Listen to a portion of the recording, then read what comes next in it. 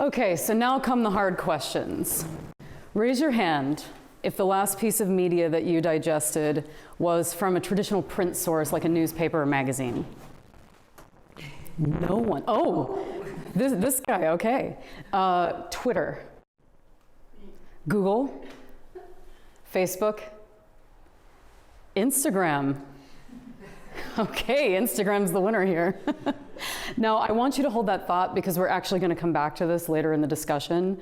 From now on, like I mentioned earlier, I need 4 of you to keep your handies handy.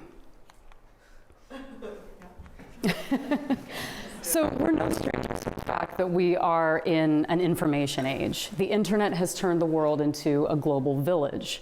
We have more access to information than at any other point in human history. Media is more democratized than at any other point in human history. But still, somehow, among these billion websites and 3 million podcasts, this manages to be, for us, a double-edged sword. Why then?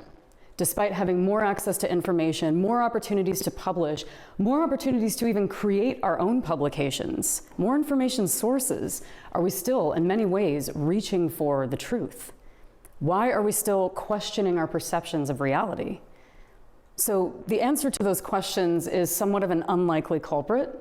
Larissa and I discussed this on Facebook. Economics. Okay.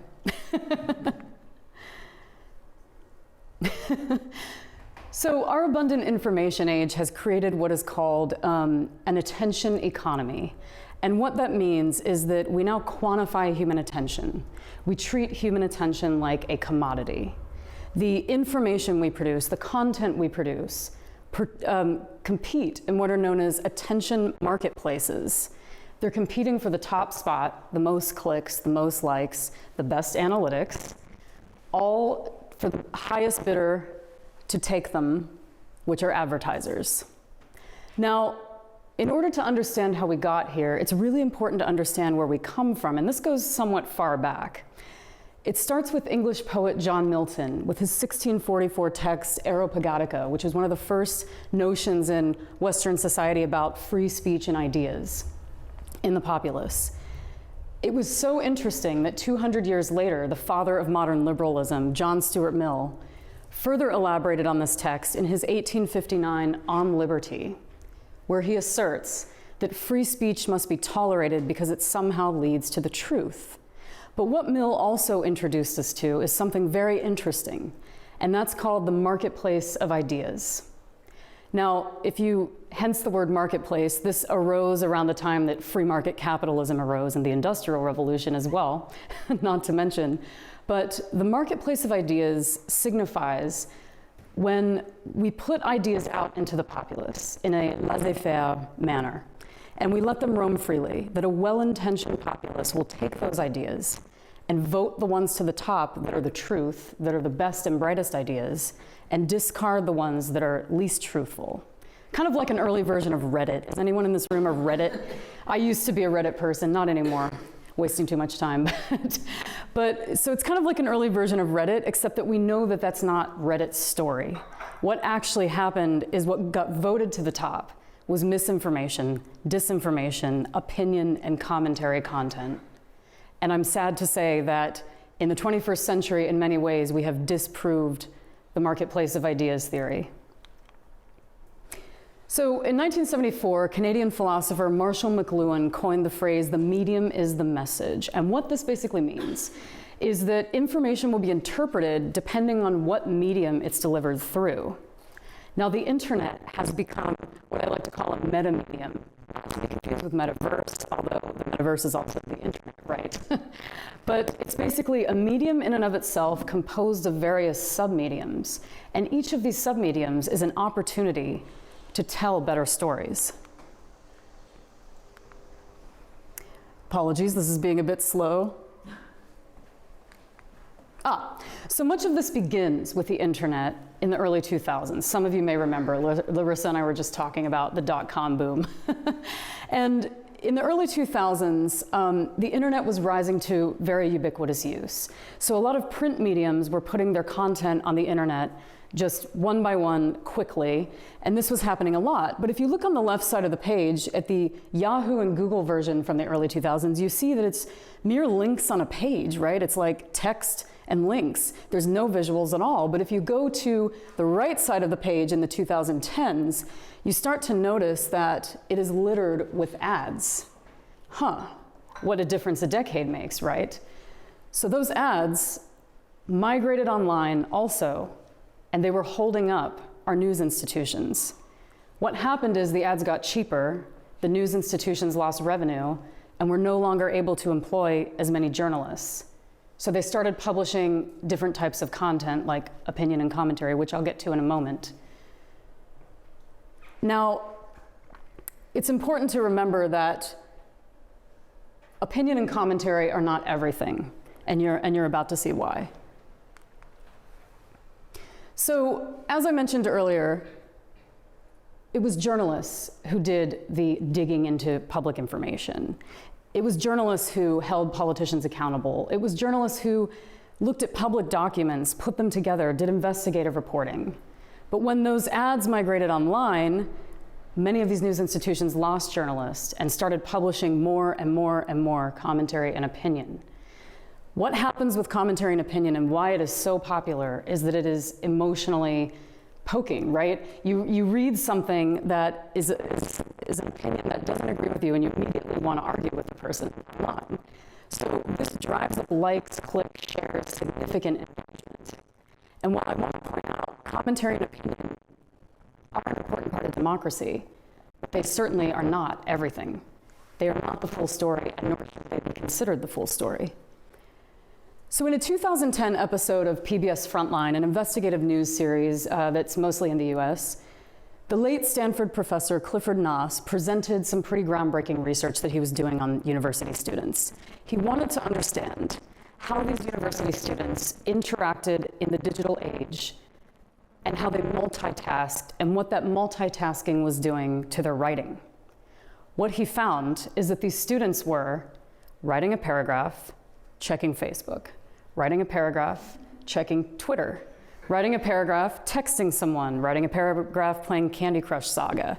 We've all done this, right? Like, it's not just the students. I mean, I am totally guilty of this even to this day and age. But what he said they were seeing is less developed information and more bites and snippets of material. In other words, these students were not writing fully developed essays with a beginning, a solid argument, and a conclusion. What they were writing were disjointed paragraphs. But this is not just in education. In 2005, the term info snacking entered public consciousness. What info snacking means is when an information consumer skips from piece to piece of content, skimming off certain details, but not deep diving into the rest. Now, it's kind of like trying to eat a full meal by snacking on random food items. Our content in 2022 is largely structured this way, right? Reels, memes, tidbits.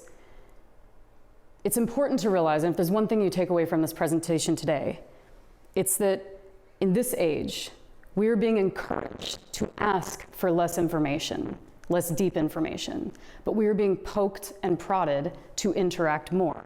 So we are now part of societies who are less informed, who are interacting more, and we have seen some harsh consequences of that, haven't we, in the internet age. Does anybody remember the skim from 2016? Did anybody use this? Okay, we do have a couple of people who were skimmers. I was a skimmer, I admit it. Guilty as charged, but the skim was basically a first newsletter of its kind. It provided a headline and a couple of sentences about a hot news item of the day. And this was so popular with millennial commuters because they could basically read all of the news while on a train and then feel really smart when they were getting a latte, right? But for a media product developer, what the skim signified was one of the first big news products around our info snacking behavior, and it really ushered in a revolution of more products like it. But don't ask me about any of this. Ask the fellows at the Reuters Institute for the Study of Journalism, because they recently did a report where they conducted a poll on 100 people from 4 countries. And what they wanted to do was gauge how people with low trust in news decided which publications or outlets to trust. What they identified in this report was interesting. It's that these news consumers were using what are called snap judgments to make a decision about what to trust. And there were 6 cues in my fake tweet here, you can kind of see that. There are 6 cues in that report that they used to make these snap judgments. Spoiler alert, I will share a copy of this report with everybody here, so just, you'll get it if you want to dive deep. But what I want to point out here is that not only are we info snacking our content, we are info snacking our decision to trust content. And that's, combined together, that's created a lot of problems. So the second user behavior, the big one, is confirmation bias. We've all seen this. We have so much information in our media landscape these days that we really don't have to look at any opinion that doesn't agree with ours, because we can easily find people that agree with us. But the true definition of intelligence is forming a multifaceted view of something by looking at all different sides. Maybe this is just the journalist in me advocating for this, and I'm off of reality, but when you don't look at other views, when you don't look at a holistic picture, you end up with solid confirmation bias. And now you have silos of people running around believing only what they believe with their own tribes, but these tribes aren't talking to each other. And they're info snacking and snap judging. So I did mention that we needed 4 volunteers. So who has their mobile phone on them right now? Sweet, okay. Do we have a Twitter user? Awesome. Do we have a Google user? Do we have a person that can search a news site quickly? Any news site, could be Deutsche Welle, could be New York Times. She's gonna do it. Instagram, anybody? We don't have an, okay, we've got an Instagrammer. Okay, so what we're gonna do right now, this is kind of like celebrities reading mean tweets. I'm gonna give you a term, and you're gonna info snack in 5 seconds. So just, I'll give you a moment to get ready. You're gonna info snack this term and tell me the first thing you see on the platform that you look at. If there's profanity, I understand. So, let me know when you're ready. Everybody's good? Okay. I'm not ready, the New York Times isn't loading. Maybe that's an issue for them, right? Too many people info snacking, right? I think I have the New York Times. Oh, great, okay. Oh, good? Okay, great. So the term, which is all the rage these days, inflation. Go. Okay, 5, 4, 3, 2, 1. All right, can I get Twitter? What's the first thing you saw on Twitter? Ouch. German inflation hits double digits for the first time since World War II. September CPI accelerates to 10% from 7.9 in August. That's pretty good. Is there a thread with that? Sorry, what? Is there a thread with that? Yes. Oh, nice. I like this. And here we are, I have something different on Twitter. What do you have? I have something in Hindi, the first, 46 seconds ago. And then something is, if you are worried about spiraling energy bills, inflation, interest rates, and the cost of living crisis in general, then just get a better paid job. Solid life advice, right? Thank you, Twitter. It's also an issue that, depending on... Exactly, yeah, this is a great example. See, you're 2 separate people in the same room looking at the same platform with 2 very different things. Google, anybody? She's like, okay, we'll come back to Google. News site, New York Times. Let's see, I got an opinion from Paul Krugman. War, inflation, and squandered credibility. So all right, opinion and commentary, there we go. And then we've got Instagram, okay. I have one quote here that says, CEO says he's been praying for inflation because it's an excuse to jack up prices. And then last one was Google. It says, you want a news? Yeah, in the news, German inflation hits record 10% in September from the Deutsche Welle. Okay, Deutsche Welle is a good source, so I can live with that. But you see, the 5 seconds is actually about the average time. Some say it's 3, some say it's 5, that you would info snack. So now you see what each of you got, what information you got by having only 5 seconds to look at something. So, we shall overcome. I'm very happy to tell you that. I've pointed out a lot of problems right now, but there are solutions, and we're about to see what they are. And I'll give you some tips. So, anyone who produces content, which I'm assuming is a lot of you in this room, right? Or at least most of you in this room are content strategists, journalists, or producing some type of internet medium content. And what we have to do these days is be product people. And when the first time somebody told me as a journalist, oh, you have to be a product person, I was like, you've got to be kidding me, I don't want to do that. But now I realize why, because our information is a product that is ultimately a consumer, an information consumer is consuming. So has anyone ever heard of the 3 gates theory? Before you speak, let your words pass through 3 gates. It's a parable. So what I did is I kind of changed that to be some product development questions that you can follow. And I also simulated a Substack newsletter here in case nobody noticed. So the first question is, what is the intention of that information? Are you trying to make me laugh? Are you trying to make me cry? Are you trying to get me to buy something? Really, what is the intention? If you don't know what the intention is, how am I going to know as the information consumer? How could this information be used? And when I say this, what I mean is adversely used. What I'm referring to here is a lot of the digital platforms that our news is on and our content is on didn't think about this when they first started developing their platforms.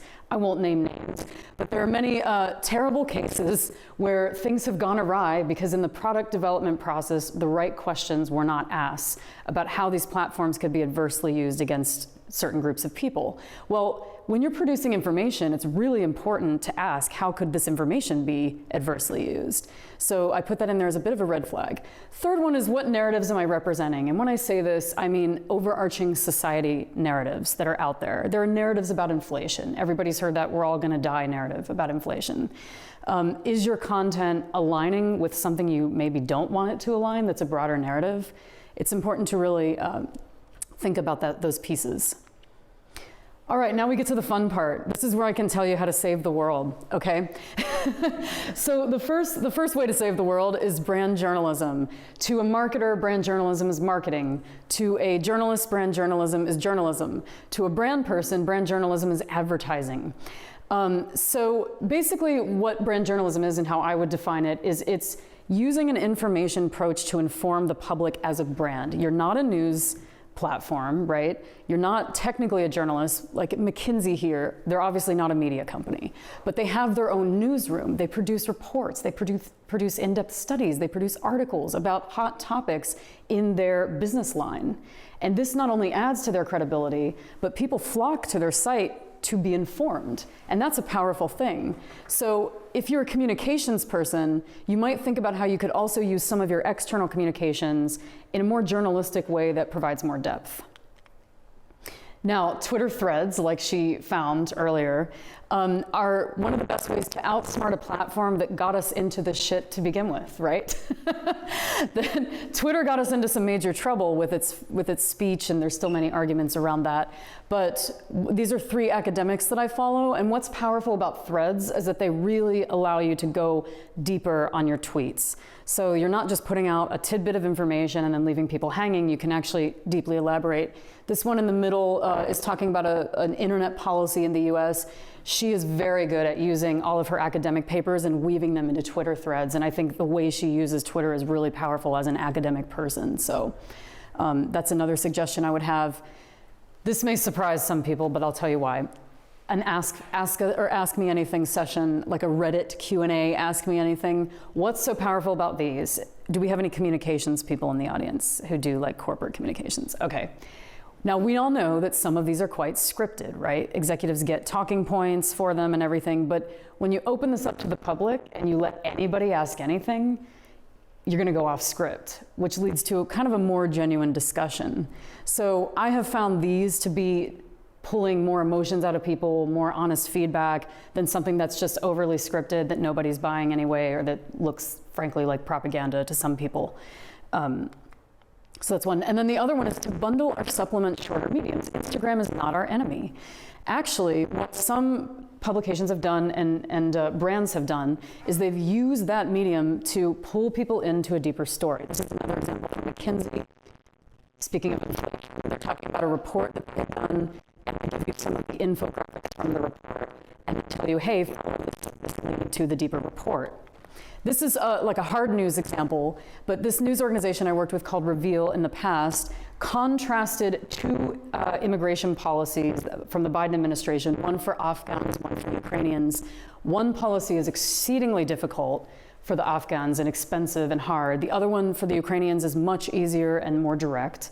And what they did is they're raising a question in their investigative reporting, like, why is one policy for one group of people so much easier than a policy for another group of people? But they did this so well because they provided 2 shots of this on Instagram. And when I see these contrasting ideas, I'm thinking, what the heck? You know, I really want to dive deeper into this and find out why these are this way, which gets me into the deeper report.